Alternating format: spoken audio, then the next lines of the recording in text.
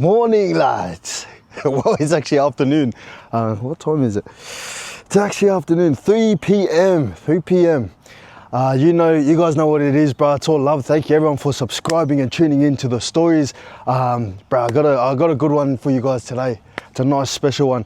I'm gonna go through a few of the questions and stuff, just get it out of the way, because a lot of people DM me some questions they want me to answer. And yeah, every vlog I'll probably start it off with answering a couple, not too many, and then I'll dive straight into the story and then bring it around to a message. But also, before I start, I just want to say thank you to everyone from that last video, the one at Park Lee. I did get in touch with the guard. He stumbled across my content on YouTube, and he sent me an email. Now, I tried to reach out to him and give him a gift, but being the gentleman he is, he wanted me to repay him back by doubling down on these stories and helping our communities and our islanders get off the street. Not only islanders, but for all of us young boys, you know. He wants me to keep sharing these beautiful messages with you guys and help our youngins make something of their lives and come away from the street life and the prison life. And he also reached out to me of who the Samoan sweeper is, so I've already written that guy a letter. Hopefully we'll hear back from the Uso, because I wrote him a letter before, but he didn't write back. Now I'm starting to think maybe he was snobbing me on purpose. I don't know, we'll see. I'll keep you guys updated with that. Yeah, let's go through a couple of these questions. And I also, one thing I did watch back my last video, and although I thought that the format of the whole thing was exactly what I wanted to share, but I wasn't too happy with the amount of swearing I did. So as you guys have seen in the first videos, I've been trying to cut down on just simple things like swearing, you know. These are seeds that I want to conquer now before I bring up children in the future, you know. So because yeah, I find that it's not something that a gentleman should acquire.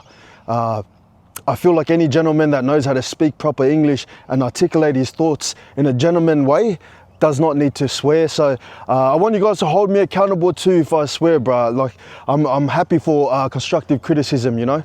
It's good, it's good. So this video, I'm gonna try my hardest to not swear. If I do swear, I'm gonna stop and I'm gonna try rewind it back, and I'll maybe just start over the whole thing again as a punishment. So yeah, now let's go with one of these questions. Where is your last name Nikua from? This is actually a good question. So Nikua is actually Fijian. So Nikua means present in Fijian, and it comes from my Fijian lineage. So I am full Tongan, but we do have a bit of Fijian and Samoan as well, like far up there somewhere. Not close by, but it's up there somewhere. So Nikua in Fijian means now or present, and my middle name is actually Now, N-A-U.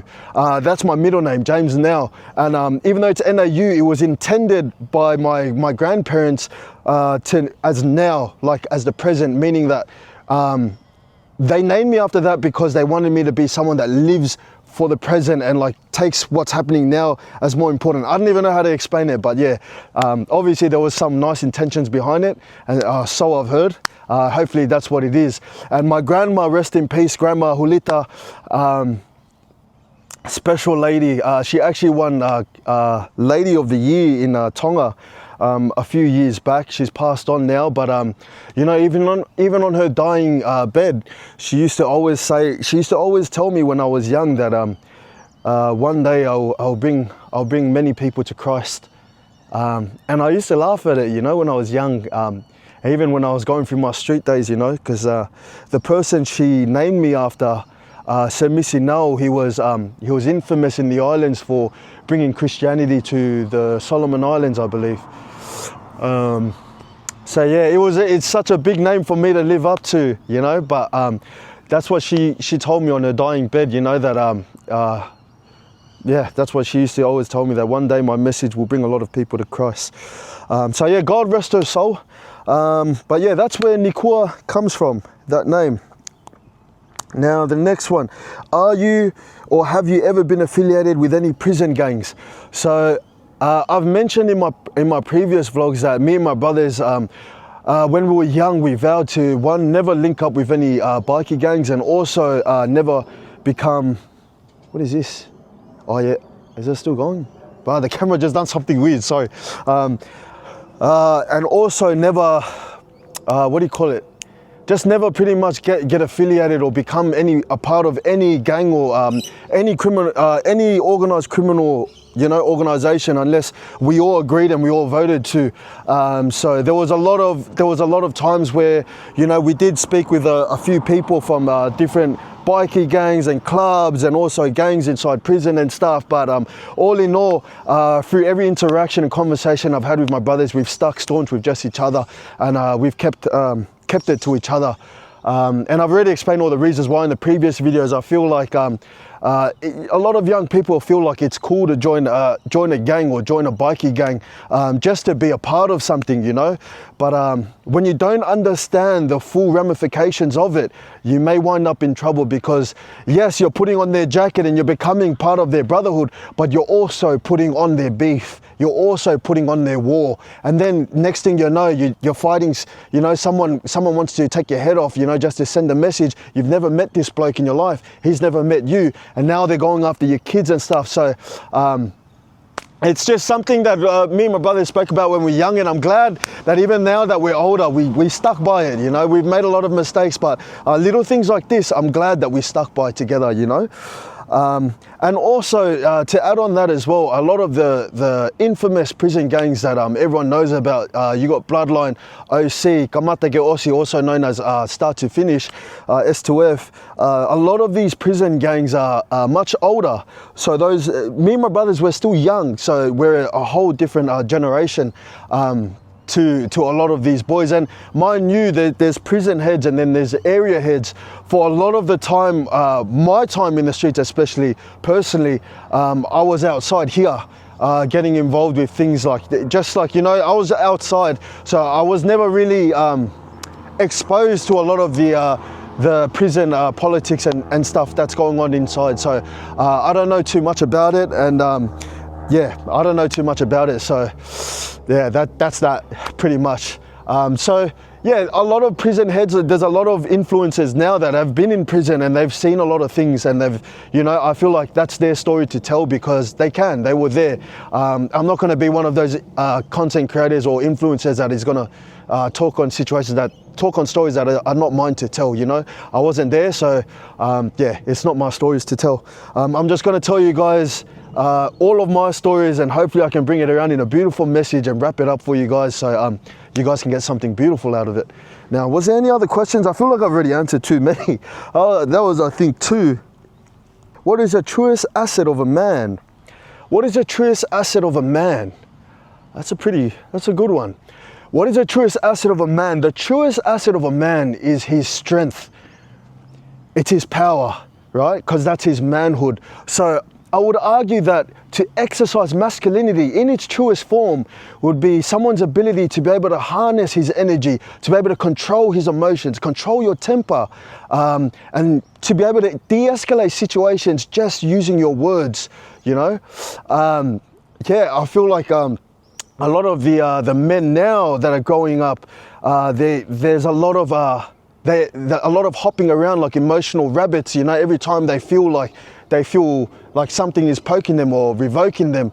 I'm a big fan of King Solomon in the Bible for the way he judged.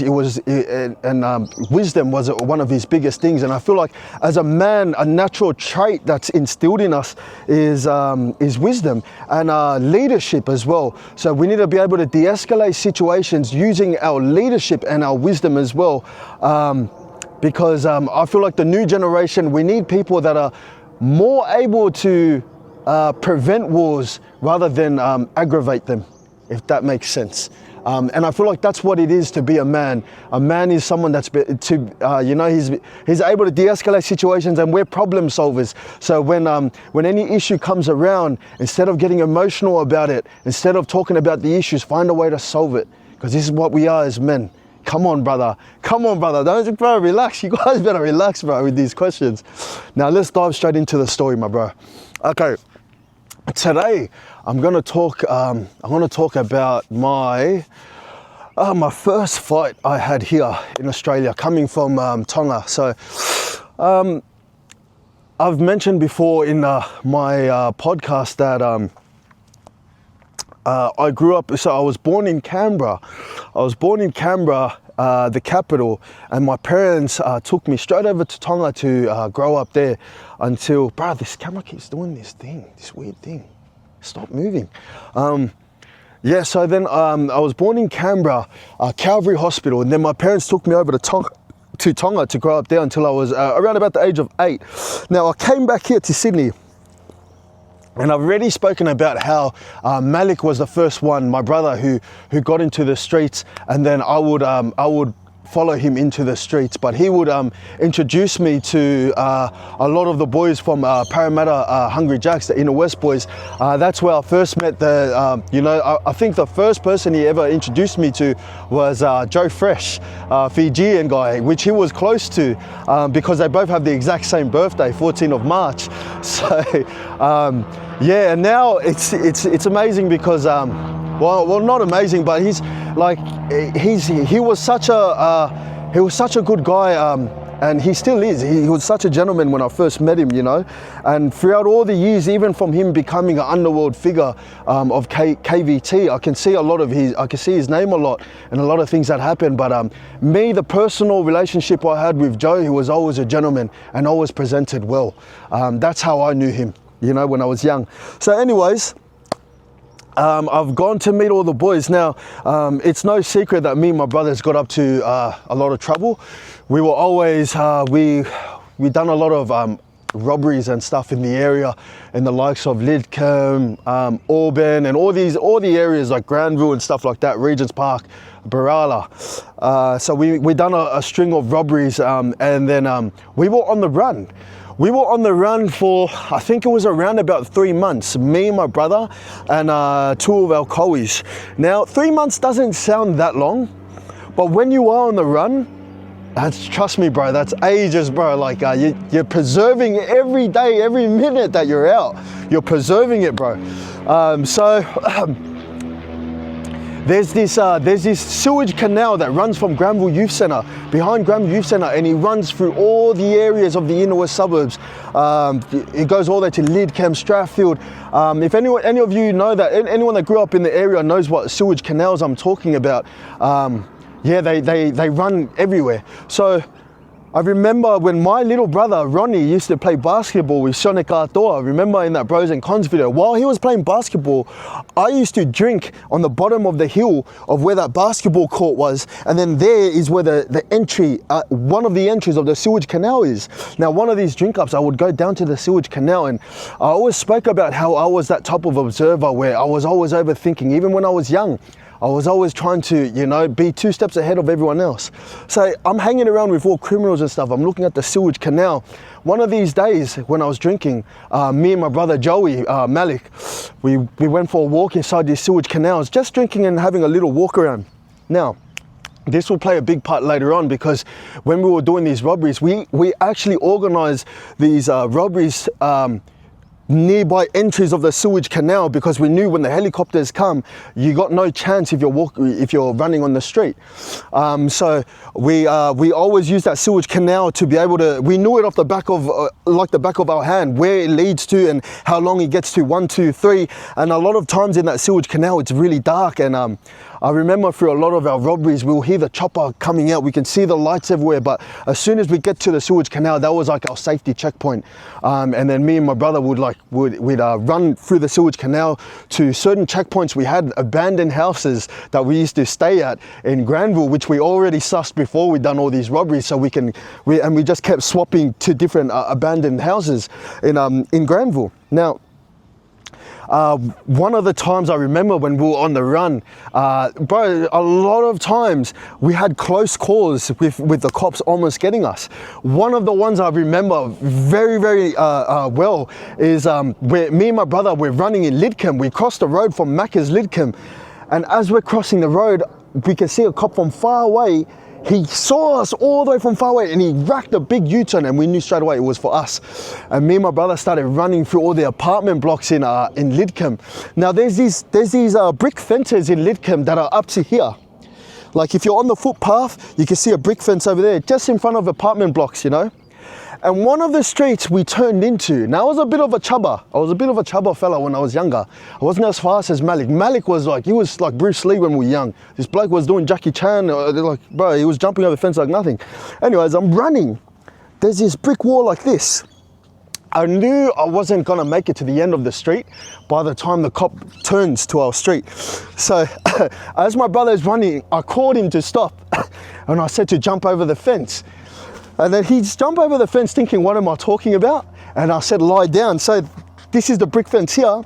And then we both lie down on the floor. Oh, it's wet here, but yeah, we both lie down on the floor. Now the brick fence is just here. Me and my brother both lying down like that, facing each other. And then we can hear the cop come. The cop turns off his sirens, but you can still see the lights reflecting off everywhere. And I can see the torch. The torch is going past, and me and my brother are just lying down on our belly first, facing each other. And then the cop goes past. The cop just goes past, and I'm huffing. I'm looking at my brother Joey, and then we both just start laughing, and then we shake each other's hands, like we clap each other's hands, and we're just lying there for ages. Then the cop goes. Now, similarly, like a couple of days after that, there was another close call where one of the cops recognized us from the who was it? It was an undercover. It was an undercover recognized us from me from the pub. I was at a pub underage. I was using my older brother Will's ID to get in. Anyways, he recognized me, and I can see him trying to follow me out because I can see him like looking through the things, and I can see his pocket was like that. So I knew he was undercover. Anyways, I ran out the back of the pub. Look at this, bro. I was running up the street and then I could see him running out as well. And he had his partner with him. Listen to this. I was running up the street, opening car doors as I'm running to see which one's open. One of them was open. I opened the door, I kid you not, opened the door, and one of the boys that was with me, he's actually a famous, he's a content creator, but I won't name him, but he knows what I'm talking because he was with me on this day. I opened the door, I sat down on the driver's seat, and I put the driver's seat all the way down. And this is how close they were. The cop is holding a torch, he's looking under all the cars. And then he flashed his light in the car, and I thought he saw me. But I just wanted to stay still until he opened the car door, but he didn't see me. He just flashed his light and he kept going. And I could hear the dogs barking outside of the car. He must have called backup. There was another close incident was at Granville Youth Centre. One of the days when I went into Granville Youth Centre to eat, because when we were on the run, some days we didn't have it, like we'd smash all our money and we didn't have any food to eat. Granville Youth Centre was our replenish checkpoint. We used to go there to go smash food. At this time, I'm only 15. So I go into Granville Youth Centre, I have a mad feed because they always had food there. Now, cops come in looking for me and my brothers. And they go and ask Chris Baker, like, oh yeah, have you seen these guys, blah, blah, blah. And yeah, anyways, I'm on the computer in the room. They come in, these Bankstown detectives. Listen to this. One of them come up and he asks me, hey, what's your name? And then I go, Semisi Nikua. And he goes, are you brothers with James? No word of a lie, no word of a lie. And I go, oh yeah, that's my older brother. Bro.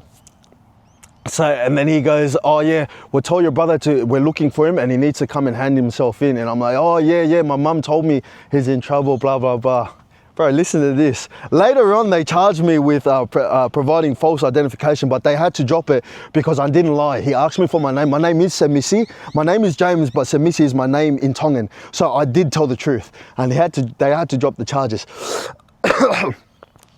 Now, telling you guys all this, one of these times when we were as we're on the run, we're going to drink ups everywhere, house to house. We're going to parks, doing all these drink ups everywhere. Now, one place we used to frequent was Blacktown Civic. Back in the days, Blacktown Civic was the hangout for a lot of the islanders. We used to go over there and we used to drink up. Now, as we're drinking up, I didn't know a lot of the boys. I didn't know as many boys as my older brother Joey did. So a lot of times he'd introduce me to, he's more of an area head, Joey. So he'd introduce me to a lot of boys and that.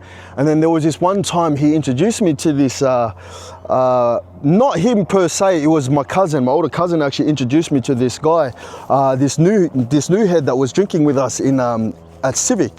Now this would be the first one-on-one I ever had, and I'll explain it why it happened and how it happened. As we were drinking, this guy was so humble when I first met him. He was so humble, so humble. He was an older gentleman. I think he was like in his mid-20s, and this is when I was like 15. So he had like a decade on top of me. Like at that time, yeah, he was a bit bigger than me, and you can tell like he was like, you know, he was pretty densed up as well. Now, as we're drinking, I think it was Jack Daniels. We had cases of Jack Daniels and that, and he bought it for us. So he was the way, because a lot of us were underage, so he went and bought all these drinks. We're sitting down, we're drinking. Bro, this guy just starts, like he just starts going off. Like not going off, but like he's like, as we're drinking, he started saying this. He started putting it on me and all the boys as if we're like, I was about to say that. See, I'm gonna try to not swear. He was trying to put it on us like we're little like flops, pretty much, you know.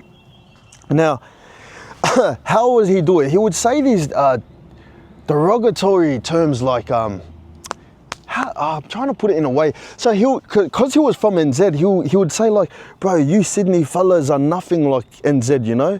Yous are all soft here, you know? And he goes, bro, don't make me show you guys how we do it in NZ. And then like we'd scull a drink, and then I'd probably like, it would spill on my chin or my neck, and then he'd be like, you boys, you fellas are soft here.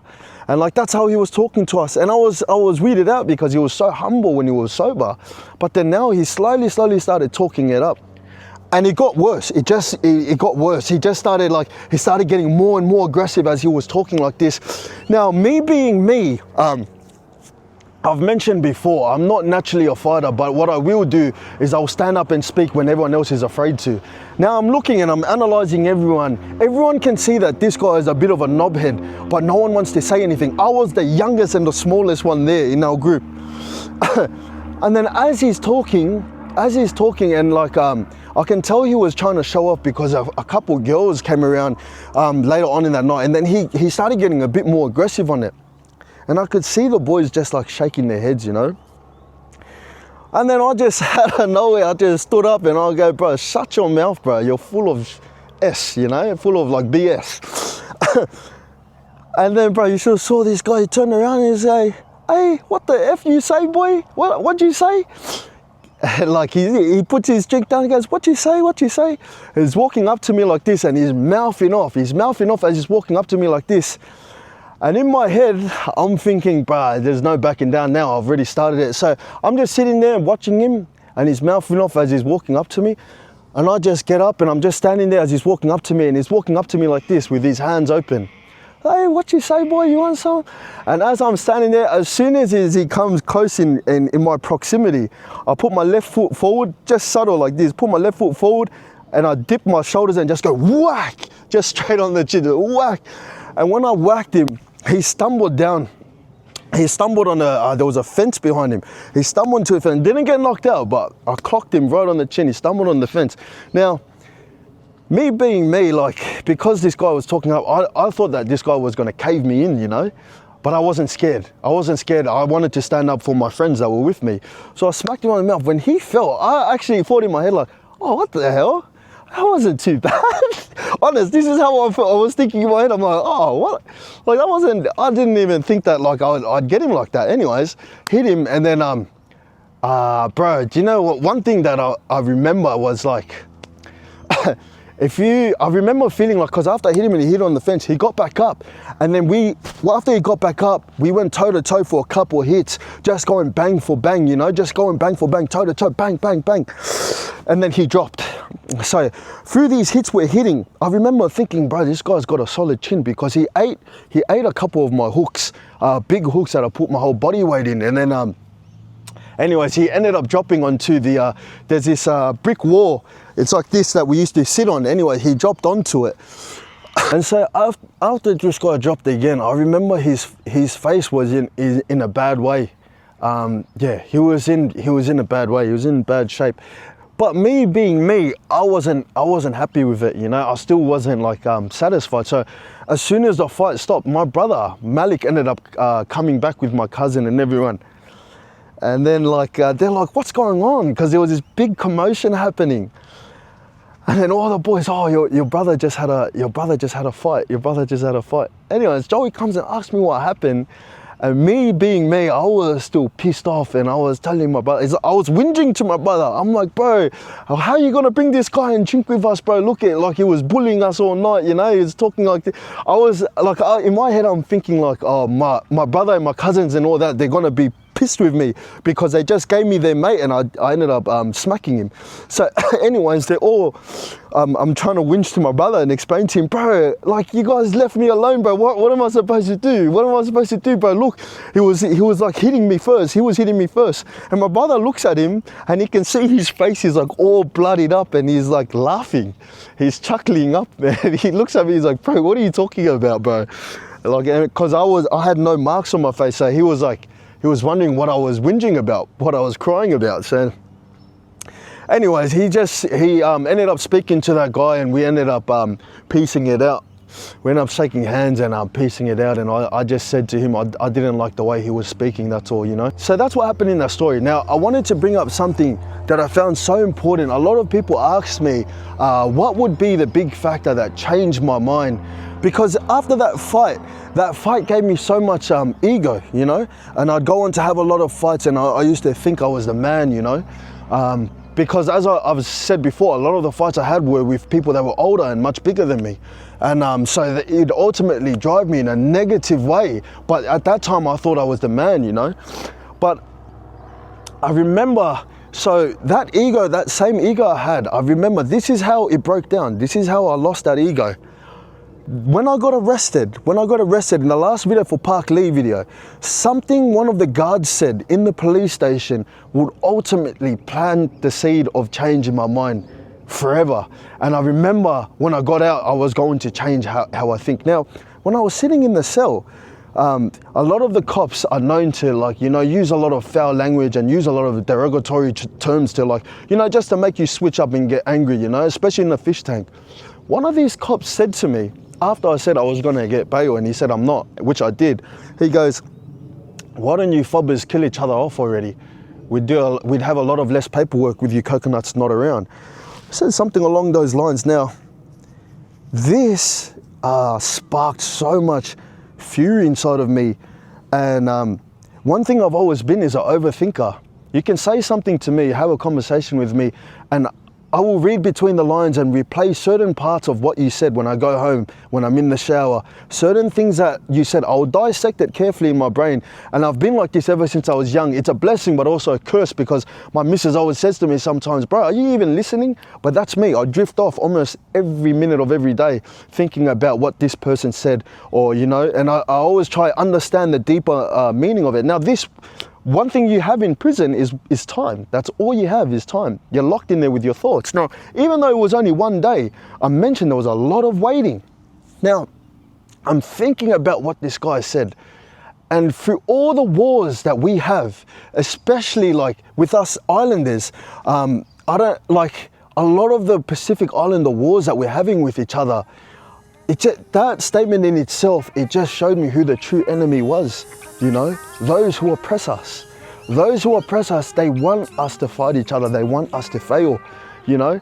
And yeah, I remember thinking about it myself, and I knew, I just thought, when I get out, I'm never, ever, ever going to have hatred in my heart towards our people. And I know I'm still human, you know, I'm gonna make mistakes, but I remember the vision I had that as soon as I get out, no matter people are gonna like me or hate me, I'm gonna set my foot down to bring unity. And I feel like as soon as all of the boys who are still engaging in a lot of warfare amongst each other, as soon as they open their eyes to see who the true enemy is, that will be a troublesome day for those who oppress us. Because us Islanders, we have a warrior culture that when we stand together, we are unbreakable as a people. Man, what a vlog, brother. What a vlog. Anyways, that was the message for you guys today. I'm gonna wrap it up. I don't want to talk here for too long, but I love you guys. Stay blessed. Please send me any questions.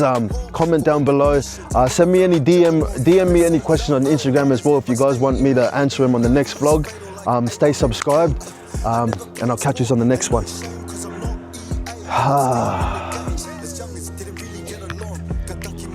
The hunt's strong when I'm wrong, and I can never change whatever happened in the past. Before my brothers never scared to cop another charge. That's a brother's love.